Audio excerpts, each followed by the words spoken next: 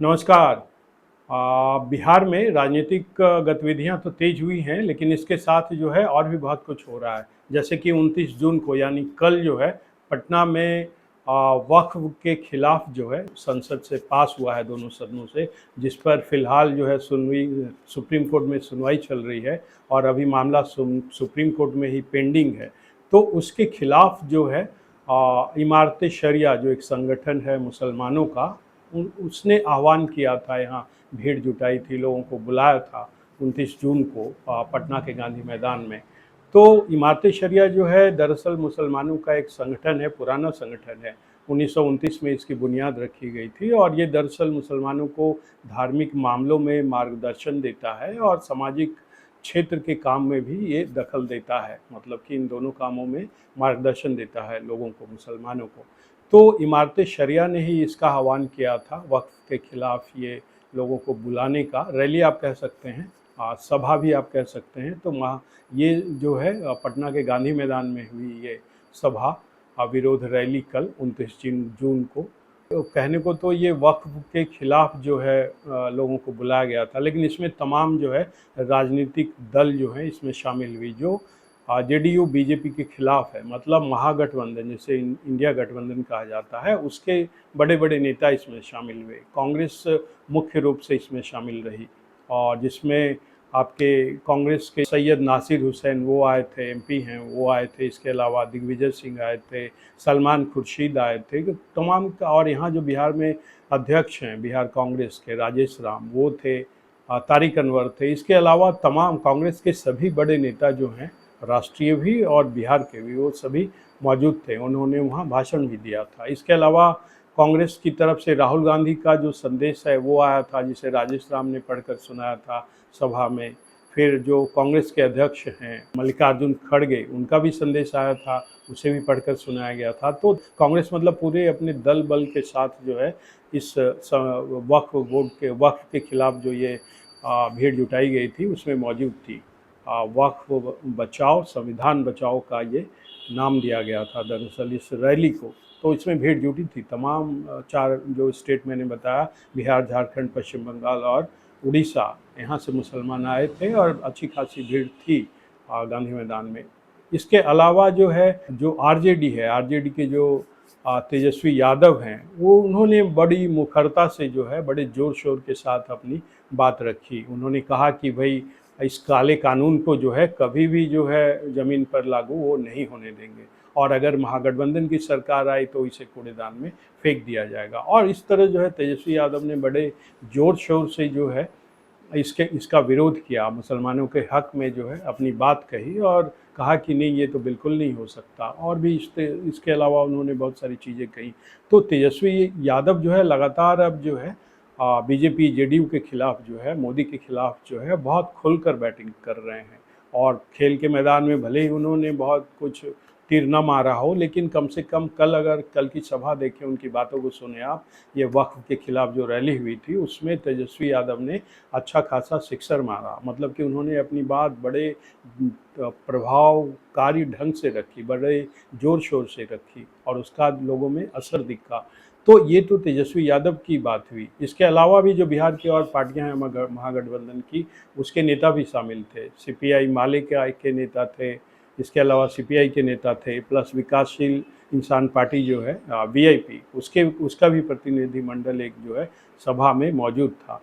तो सब ने जो है अब तकरीरें की, भाषण दिए और कहा कि कैसे वक्फ जो है के खिलाफ जो ये पास हुआ है, ये बिल लाया गया है, वो मुसलमानों के खिलाफ है, उसके अधिकारों के खिलाफ है। तो जो राजनीति में इसकी चर्चा है कि भाई लोग कह रहे हैं कि था तो ये वक्फ के नाम पे ये रैली, मतलब कि ये जुटान, लेकिन ये दरअसल जो इसमें और पार्टियां शामिल हुई, अपना सपोर्ट दिया, समर्थन दिया इस रैली को, उसमें दरअसल उनका है कि बिहार में जो अभी अक्टूबर नवंबर में चुनाव होने हैं, उसमें जो है मुसलमानों का एक मुश्त वोट जो है वो महागठबंधन को मिले।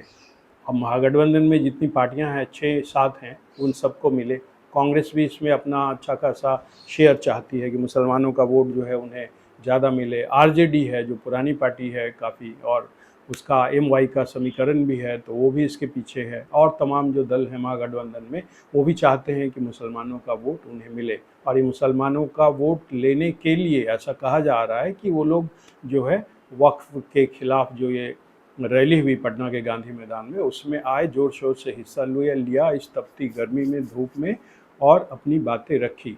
तो इसका दूसरा पहलू ये है कि भाई वैसे भी जो है अब JDU के पास मुसलमान वोट रहे नहीं, तो ये कहना कि इससे बहुत फ़र्क पड़ जाएगा मुसलमानों का के वोट का बिहार में जो चुनाव होंगे, उसमें कोई बहुत ज़्यादा दम दिखता नहीं है। क्योंकि 2014 में जब लोकसभा चुनाव हुए थे और 2015 में फिर जब विधानसभा चुनाव हुए थे, तो उसमें तो नीतीश कुमार मोदी के खिलाफ थे। तो 2014 में मुस्लिमों का अच्छा खासा वोट जो है मिला था लोकसभा चुनाव में, 23.5%, मतलब 23.5% वोट जो है मुसलमानों को मिला था नीतीश कुमार को।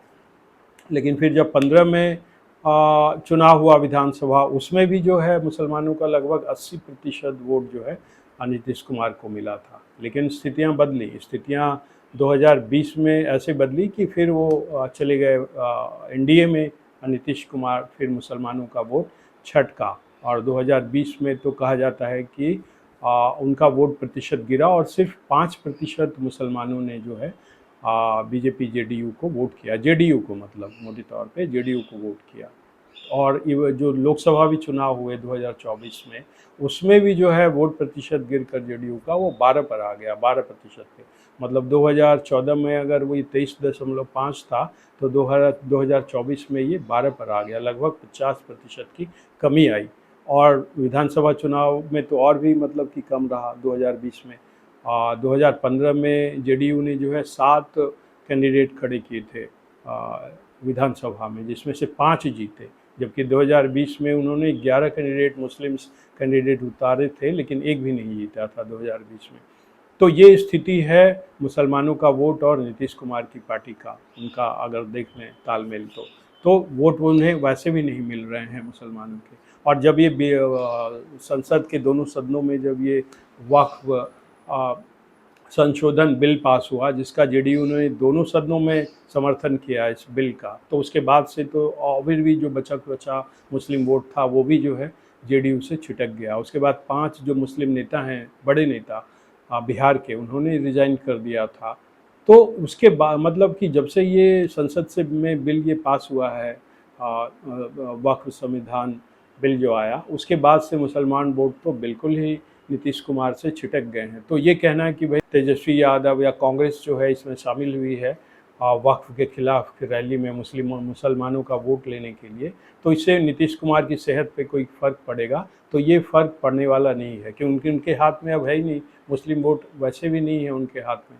तो अब जो है इसमें वो कुछ करें या ना करें, वैसे भी मुसलमानों के वोट जो है उन्हें कम मिल रहे हैं। और बिहार में आपको बता दें कि जो सीमांचल है, मिथिलांचल और मगध के कुछ हिस्से में भी लगभग 63 विधानसभा सीटें ऐसी हैं जो इस मुस्लिम वोट जहाँ से आते हैं, मतलब वो मुसलमानों का वहाँ अच्छा खासा प्रतिनिधित्व है, मतलब वहाँ संख्या है उनके और प्रभावित करते हैं रिजल्ट को। तो अब ये देखना होगा कि जो अक्टूबर-नवंबर में चुनाव होंगे, उसमें से और कितने मुसलमान जो है JDU का साथ छोड़ते हैं। 5% था तो 2020 में, उसमें और कमी आती है, कितनी कमी आती है ये देखना बाकी रहेगा। लेकिन एक चीज़ तो तय है कि मुसलमानों का वोट जो है JDU को फ़िलहाल जो है मिलता नहीं दिख रहा है। और जहाँ तक सवाल है कांग्रेस का, RJD का या और जो दूसरी पार्टियां हैं महागठबंधन की बिहार में, वो देखना शेष रहेगा कि मुसलमान किसकी तरफ जाते हैं, कांग्रेस की तरफ जाते हैं या फिर RJD की तरफ जाते हैं, लालू यादव की तरफ जाते हैं। देखने वाली बात यही रहेगी कि कांग्रेस को कितना हिस्सा जो है, जो JDU से छिटका है मुसलमान, वो उसके झोली में कितना गिरता है और RJD की झोली में कितना गिरता है। तो आज के लिए इतना ही, और आपसे अनुरोध है कि इस वीडियो को लाइक करें, शेयर करें और चैनल को सब्सक्राइब ज़रूर करें। अब हमें आज्ञा दीजिए। नमस्कार।